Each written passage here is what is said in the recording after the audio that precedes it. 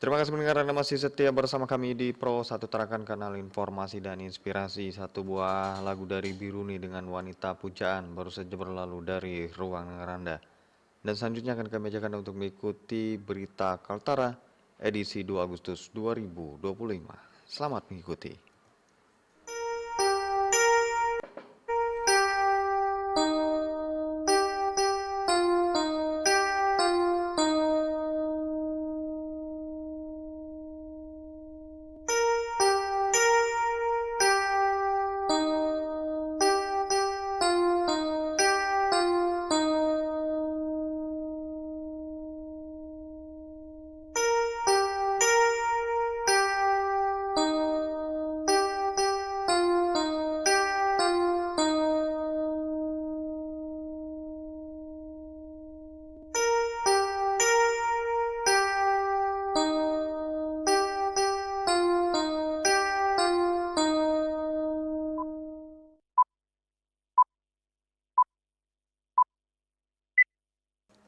Pukul 7 waktu Indonesia Tengah.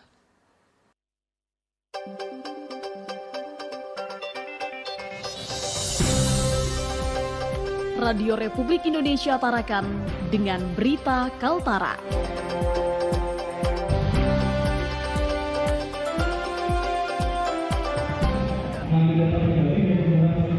Wajib atau tidak Pak untuk membuka rekening bagi pelajar? Pak, kembangkan jangan sampai ada yang lewat dari Malinau. Nah, setelah itu kita lidik di semua. Saat ini sudah 238. Jadi kita sudah, kan syaratnya kan harus 200 minimal. Pendengar dan pemirsa, itulah berita utama Kaltara pagi ini, Sabtu 2 Agustus 2025. Berita ini dapat didengarkan melalui stasiun relay RRI Tanjung Selor, frekuensi 99,9 MHz, RRI Malinau 95,3 MHz, audio streaming, rri.co.id, YouTube RRI Tarakan Official, serta aplikasi RRI Digital. Bersama saya Rikita Bayu dan operator Huda Panca, inilah berita Kaltara selengkapnya.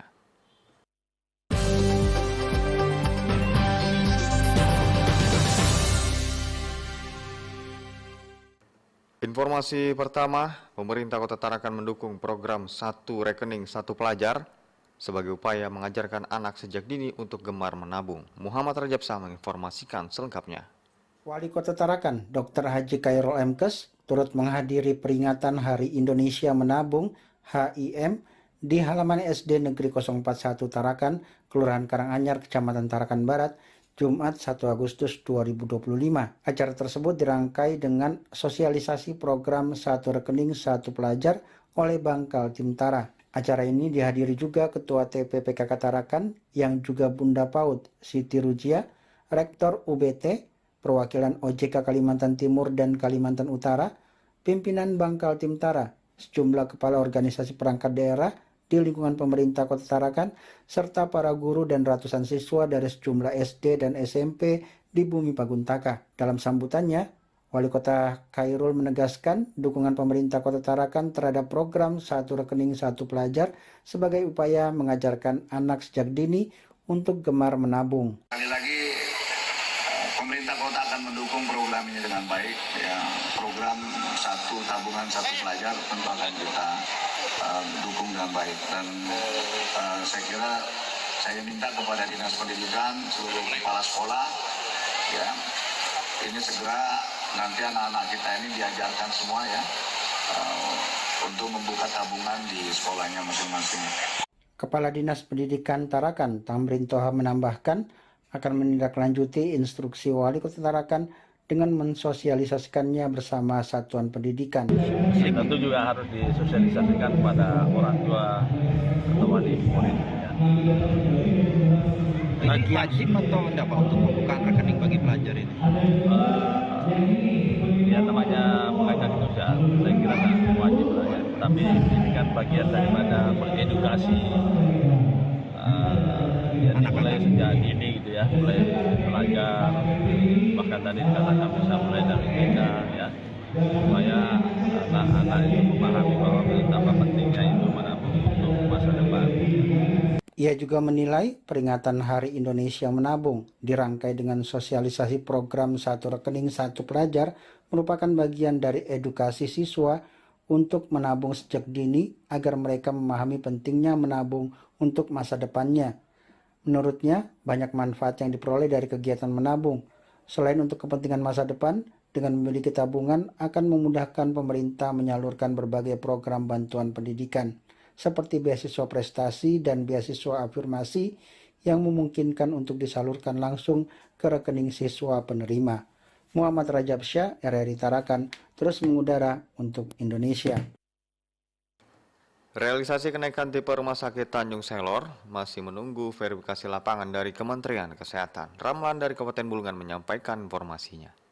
Rumah Sakit Daerah Dr. Haji Suemarno Sosratmojo Tanjung Selor menargetkan kenaikan status dari Rumah Sakit tipe C menjadi tipe B pada tahun 2025.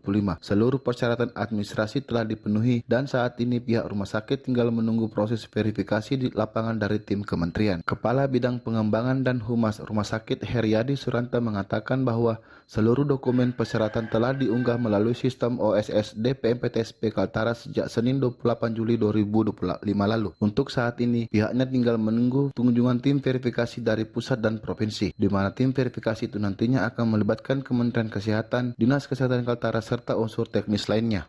Rumah Sakit Tanjung Selor, kata dia, menyatakan kesiapan penuh untuk dinilai baik dari sisi sumber daya manusia, sarana dan prasarana maupun layanan medis. Mengacu pada regulasi terbaru, salah satu syarat utama untuk naik tipe kelas B adalah ketersediaan tempat tidur minimal sebanyak 200 unit. Heriadi memastikan bahwa pihaknya telah memenuhi syarat tersebut. Kita sudah saat ini sudah 238. Jadi kita sudah, kan syaratnya kan harus 200 minimal. Kita 238, jadi sih memenuhi. Nah, tinggal unsur-unsur yang lain. Untuk mempercepat proses, pihaknya rumah sakit terus menjalin komunikasi dengan pemerintah provinsi agar jadwal kunjungan tim verifikasi bisa segera ditetapkan. Ramlan, RRI Tarakan, terus mengudara untuk Indonesia. Lahan Bandara Juanda Tarakan dilirik Himpunan Pengusaha Muda Indonesia HIPMI Kota Tarakan untuk usaha dan UMKM. Kristofan menyampaikan beritanya. Ketua Himpunan Pengusaha Muda Indonesia atau HIPMI Kota Tarakan, Adiansa, mengungkapkan hasil pertemuan antara pihaknya dan Kepala Bandara Juanda Tarakan yang membahas sejumlah peluang bisnis khususnya dalam pemanfaatan lahan bandara. Adapun beberapa target HIPMI ke depan termasuk ingin selalu memajukan UMKM dan membuka banyak pekerjaan. Yang menjelaskan dari hasil diskusi tersebut pihak bandara membuka ruang kerjasama pemanfaatan lahan yang tidak terpakai, termasuk kemungkinan menyewakan lahan untuk kegiatan usaha. HIPMI juga merancang beberapa inisiatif seperti pembangunan hotel serta membentuk pusat UMKM yang bisa menjadi kota kuliner atau tempat hiburan malam hari sebagaimana telah berhasil di kota-kota lain seperti Makassar dan Jakarta Selatan. Yang menilai pertumbuhan ekonomi Tarakan sangat potensial dan membutuhkan peran besar dari para pengusaha. Oleh karena itu, HIPMI akan menjembatani kolaborasi antara pengusaha lokal maupun dari luar daerah. Kemarin kami bertemu sama kepala bandara yang baru. Ada beberapa target HIPMI ke depan, termasuk ingin selalu memajukan UMKM kita dan membuka seluas-luasnya lapangan kerja. Nah, dengan kemarin kita ketemu awal oleh kepala bandara, membicarakan ada beberapa aspek bisnis yang ada di lahan bandara untuk bandara membuka ruang untuk bisa kita berbisnis di nyewakah ataukah kerjasama di lahan bandara yang ada. Nah, tentunya saya sampaikan kemarin bahwa ini apakah ini menyalahi aturan, dan alhamdulillah untuk khusus Bandara Tarakan memang diberikan otoritas tersendiri terkait lahan yang tidak terpakai. Daripada kosong tidak ada manfaatnya, bagus dimanfaati oleh pengusaha-pengusaha. Nah, alhamdulillah kemarin itu ada beberapa rencana, termasuk coba nanti saya sounding ke teman-teman, hotel bisa dibangun, yang kedua perkumpulan UMKM yang dimana ada beberapa kota yang bagus, sukses, termasuk yang di Makassar, di Jakarta Selatan tuh. Jadi kita buat semacam kota kuliner atau kota bermain tiap malam. Jadi ada daya tarik orang datang ke Tarakan. Adiansa menyebut lahan bandara yang bisa dimanfaatkan termasuk area bekas pasar malam dengan luas sekitar 3 hektar. Lokasinya yang strategis dinilai sangat menjanjikan untuk dikembangkan. Meski pertemuan masih tahap awal, HIPMI akan melanjutkan pembahasan serius dengan pihak bandara pada pertemuan berikutnya. Respon dari Kepala Bandara Juwata dinilai sangat positif. Ia menilai ini menjadi angin segar bagi pengusaha untuk memanfaatkan potensi lahan bandara sebagai modal usaha dan memperkuat perekonomian daerah. Christofan, RRI Tarakan terus mengudara untuk Indonesia. Industri kertas berbasis kayu dapat menjadi sektor unggulan untuk pertumbuhan ekonomi di Kalimantan Utara karena sifatnya berkelanjutan. Berita selengkapnya dilaporkan Esti Murdiastuti. Peningkatan pertumbuhan ekonomi di Kalimantan Utara dapat dilakukan dengan ekspor kertas yang berbasis kayu atau sektor kehutanan. Sebab menurut pengamat ekonomi Universitas Borneo Tarakan Margiono, Kaltara tidak bisa maju hanya mengandalkan sektor pertambangan, namun dibutuhkan usaha lain yang berkelanjutan. Sebab jika mengandalkan sektor pertambangan, kemungkinan besar lama-kelamaan ketersediaan akan menipis. Sumber-sumber lain yang sifatnya lebih sustainable. Jadi sustainable itu dalam hal ini adalah misalnya saya sebut katakanlah industri kayu atau industri kertas itu kan berbasis kepada kayu atau sektor kehutanan yang ada di Kaltara. Nah, sektor kehutanan yang menghasilkan kayu yang kemudian diolah menjadi kertas dan kemudian menjadi ekspor itu adalah bagian kan lebih sustainable. Selain itu, Margiono berharap usaha di bidang pertanian, perkebunan, dan perikanan di Kaltara dapat ditingkatkan tanpa harus bergantung dengan daerah lain.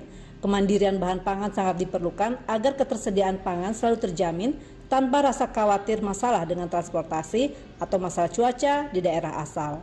Esti Murdiastuti, RRI Tarakan terus mengudara untuk Indonesia.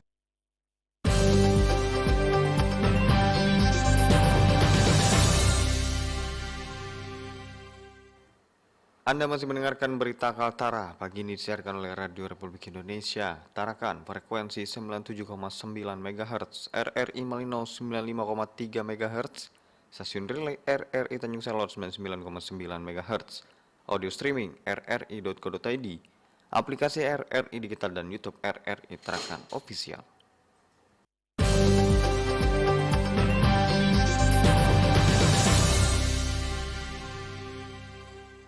Majelis Ulama Indonesia Provinsi Kalimantan Utara prihatin penyalahgunaan sabu di Tarakan. Sudah masuk ke generasi muda. Jafar Nur menurunkan beritanya.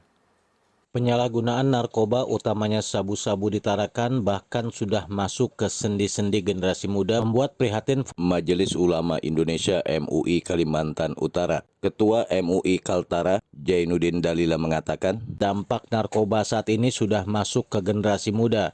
Dan ini sangat disayangkan karena generasi muda adalah penerus bangsa. Untuk mencari rezeki dengan yang halal, jangan dengan hal-hal yang merusak, mana sudah merusak bangsa kita, berisikonya lagi berdosa kepada Tuhan, kita harus bertanggung jawab. Itu saya kira ini yang perlu saya sampaikan. Menyikapi generasi muda yang telah rusak akibat penyalahgunaan narkoba sebagai tokoh agama, Jainuddin mengimbau kepada para bandar narkoba untuk tidak merusak generasi emas, yaitu para pemuda, dengan tidak menjual barang haram tersebut ke generasi penerus bangsa. Bahkan ia meminta kepada aparat penegak hukum, utamanya pihak kepolisian dan BNN, untuk terus memberangus peredaran narkoba di Tarakan dan Kalimantan Utara pada umumnya. Jafar, RRI Tarakan terus mengudara untuk Indonesia. Menuju Kabupaten Malinau, nilainya ditaksir mencapai 1,2 miliar dan diperkirakan berdampak pada 1.500 jiwa. Polisi ungkap modus di balik penyelundupan sabu hampir 1 kilogram.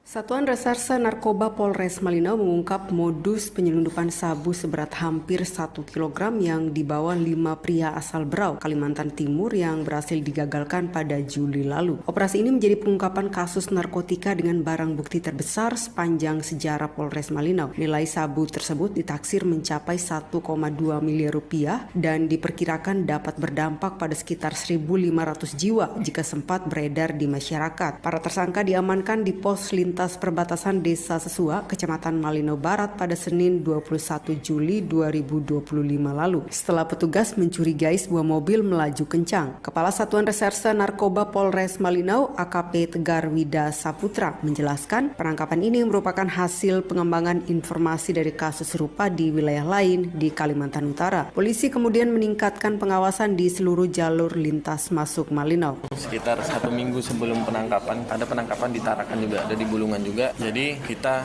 coba kembangkan jangan sampai ada yang lewat dari Malinau. Nah, setelah itu kita lidik di semua, kita sebar informan juga anggota opsnal di lapangan. Sekitar 2 hari sebelumnya memang diinformasikan masyarakat kalau sering ada mobil yang laju-laju. Kita curiganya mobil-mobil ini tidak normal, sehingga pada waktu sekitar tanggal 21 memang kita pantau ada mobil itu mobil putih. Kita waktu itu belum tahu jenisnya apa, mobil warna putih, dia melaju kencang. Mobil Toyota Avanza putih tersebut dihentikan dengan bantuan petugas Satpol PP. Saat digeledah, petugas menemukan 1 kantong belanja berisi sabu seberat 949,14 gram. Barang haram tersebut dibungkus lakban kuning dan plastik bening, disimpan seolah-olah belanjaan biasa. Menurut Tegar, modus ini sengaja untuk mengelabui agar seolah hanya membawa belanjaan. Barang bukti kemudian diuji menggunakan tes kit di lokasi kejadian yang hasilnya menunjukkan perubahan warna ungu, menandakan zat tersebut positif sabu-sabu. Para pelaku mengaku diperintahkan membawa paket sabu ke Berau namun tidak mengetahui secara pasti identitas pengirim maupun penerima karena komunikasi dilakukan lewat nomor telepon yang terus berganti. Kelima pelaku hanya dijanjikan imbalan kendati mereka belum menerimanya. Inisial N disebut merupakan otak utama dari kasus ini. Ia menyewa mobil dengan alasan mengantar istri ke Tanjung Selor yang kemudian digunakan untuk kejahatan. Kelima tersangka masing-masing berinisial M, R, H, I, dan T merupakan warga Berau dan tinggal di kosan yang sama, saling mengenal dan ikut dalam perjalanan setelah diajak oleh M. 2 diantaranya diketahui merupakan residivis kasus penganiayaan dan pencurian. Atas perbuatannya mereka dijerat Undang-Undang Nomor 35 Tahun 2009 tentang narkotika. Ancaman hukuman maksimal seumur hidup atau hukuman mati. Barang bukti sabu tersebut telah dimusnahkan pada Jumat pagi di Mako Polres Malinau. Pantauan RRI pemusnahan disaksikan perwakilan Kejaksaan dan Pengadilan Negeri dengan prosedur uji keaslian terlebih dahulu sebelum dilarutkan dan dibuang. Ading Revlin, RRI Malinau, terus mengudara untuk Indonesia. Setelah berjalan lebih kurang 1 bulan pelaksanaan Bupati Malinau Cup BMC 2025, Dinas Pemuda dan Olahraga Kabupaten Malinau melakukan evaluasi dan mengakui lebih dominan terkendala cuaca. Dari Malinau, reporter Widet menyampaikan beritanya. Pelaksanaan kegiatan turnamen Bupati Malinau Cup BMC 2025 sudah berjalan lebih kurang 1 bulan dan hingga saat ini dan masih terus berjalan karena semua cabang olahraga dituntut menggelar turnamen masing-masing. Kepala Dinas Pemuda dan Olahraga Dispora Kabupaten Malinau, Urang Elisamo, mengakui bahwa selama turnamen BMC 2025 berlangsung lebih dominan terkendala cuaca sehingga terdapat beberapa lapangan bola di sejumlah desa yang rusak setelah digunakan untuk pertandingan. Namun demikian, semua tetap berjalan dengan memanfaatkan lapangan lainnya. Bupati Malinau Cup itu sudah kita laksanakan beberapa waktu yang lalu dan sudah berjalan. Kemudian Satpol PP di subnya yang mengatur kendaraan dan juga dari DLHD dari luar. Itu sangat mengapresiasi kegiatan Bupati Malinau Cup. Bukan hari Kaltim itu Berau yang buat panahan ini. Selanjutnya turnamen road race dimainkan. Nah, jadi kalau berbicara dengan kendala, memang yang terasa sekali itu adalah kendala karena cuaca hujan. Nah, misalnya seperti sepak bola itu sangat berpengaruh sekali dengan cuaca hujan yang cukup tinggi sehingga lapangan-lapangan itu rusak. Iya. Oh, ada satu lagi cabur atau volley. Nah, ini juga ramai, pesertanya jauh lebih banyak daripada tahun-tahun yang lalu. Berapa sekarang Pak ya? Saya kurang ingat berapa jumlahnya itu, tapi yang jelas banyak. Kita bangga karena dari tim-tim yang ikut ini ada banyak tim-tim yang junior. Nah, ini artinya sudah ada semangat olahraga bagi anak-anak kita yang kita kategorikan masih usia dini lah begitu. Kalau di istilah di olahraga. Ya saya kira itu. Berarti kalau melihat dari evaluasi secara keseluruhan, mungkin kalau dilihat dari jumlah peserta atau pemainnya, mungkin ini lebih dominasi lebih ke pemula atau remaja gitu? Saya kira seimbang aja. Ya, dari remaja itu juga sudah mulai banyak lah begitu ya, yang ikut dalam tim-tim yang dimainkan dari cabang olahraga yang dimainkan itu. Oh gitu. Iya. Berarti artinya sudah ada regenerasi baru, Pak? Ada, iya. Nah itu yang kita banggakan seperti itu. Artinya kita memulai untuk menyiapkan anak-anak kita untuk berprestasi di bidang olahraga. Ya. Nah, apakah ini juga nanti bagian dari seleksi untuk menuju ke Prof di Malinau tahun depan? Nanti kita bersama pengurus-pengurus cabang olahraga nanti akan melihat potensi para atlet dari setiap cabur yang kita nanti bina mereka untuk dipersiapkan di Perprov 2026. Berarti semua cabur wajib itu, Pak ya? Seleksi caburnya masing-masing?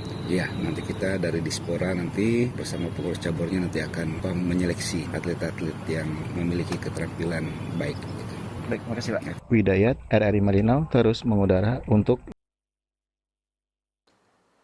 Pekan Olahraga Wartawan Daerah Porwada 2 Kaltara 2026 dipastikan mempertandingkan 9 cabang olahraga dan 3 kategori lomba. Steady melaporkan selengkapnya. Pekan Olahraga Wartawan Daerah Porwada kedua Kaltara 2026 dipastikan mempertandingkan 9 cabang olahraga cabur dan 3 kategori lomba. Informasi itu disampaikan Ketua Seksi Wartawan Olahraga Siwo PWI Kaltara Simon Eliazar kepada RRI.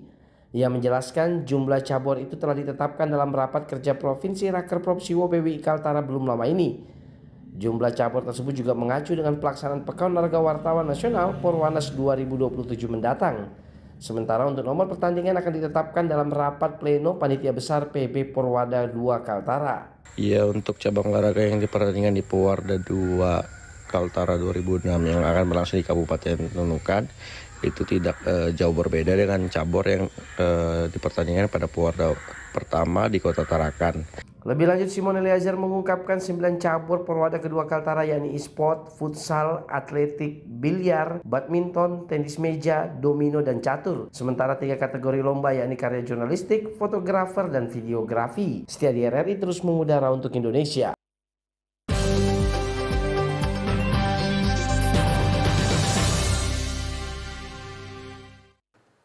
Pendengar dan juga pemirsa, usai sudah berita Kaltara pada pagi hari ini. Sebelum mengakhiri berita Kaltara, kami sampaikan sari berita.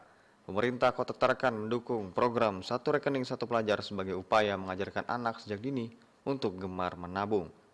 Realisasi kenaikan tipe Rumah Sakit Tanjung Selor masih menunggu verifikasi lapangan dari Kementerian Kesehatan. Nilainya ditaksir mencapai 1,2 miliar dan diperkirakan berdampak pada 1.500 jiwa. Polisi ungkap modus di balik penyelundupan sabu hampir seberat 1 kg. Wakil tim pemberitaan yang bertugas, saya Regita Bayu, mengucapkan terima kasih atas perhatian dan kebersamaan Anda. Sampai jumpa.